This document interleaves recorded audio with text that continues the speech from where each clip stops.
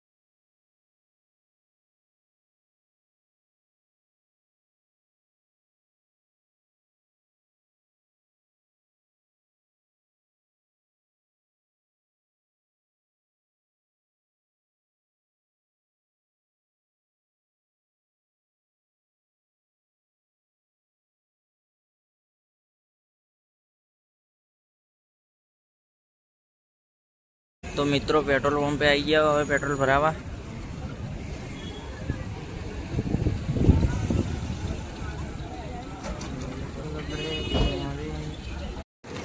મિત્રો ગાડી ઊભી આપણી પેટ્રોલ ભરાવા માટે.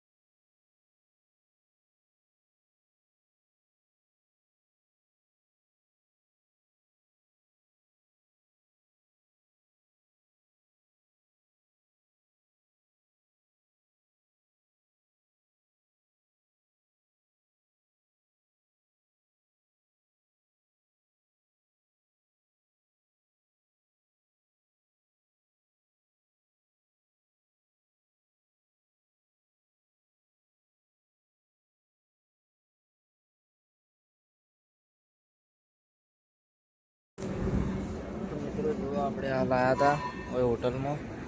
આ જો ગાડીઓ ઊભી બધી. હાલ જ જમીન બહાર નીકળ્યા હોટલમાંથી. 3 થી 4 કલાક ગાડી સતત ગાડીમાં બેસી રહ્યા ને એના પછી હવે જમીન બહાર નીકળ્યા. હવે ડાયરેક્ટ જવાનું દ્વારકા સુધી. હવે રસ્તા ચા પાણી કરવા ઊભા રહ્યો, બાકી જો ઊભા નહીં રહો. તો હવે મિત્રો આ બ્લોગ આપણે આટલે જ રાખીએ છીએ, કારણ કે હવે ડાયરેક્ટ હવે હું કાલના બ્લોગમાં દ્વારકા બતાવ્યું. તો આ બ્લોગ આપણે આટલે જ રાખીએ છીએ. આ બ્લોગ તમને કેવો લાગે કમેન્ટ કરજો, લાઈક સબસ્ક્રાઈબ શેર કરજો. મળીએ છીએ નવા બ્લોગમાં. ત્યાં સુધી જય હિન્દ, જય ભારત, ભારત માતા કી જય. બાય.